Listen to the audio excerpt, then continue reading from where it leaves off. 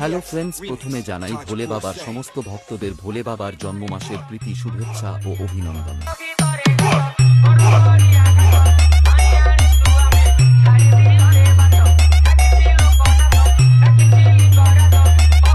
শ্রাবণ মাসের প্রথম সোমবার ভোলে বাবার জন্মমাস উপলক্ষে জল ঢালানো আয়োজনে সাতটিকরি গ্রামবাসী বৃন্দ তমলুকের স্টিমার ঘাট হইতে সাতটিকরি বিশ্বেশ্বর বাবার মন্দির পর্যন্ত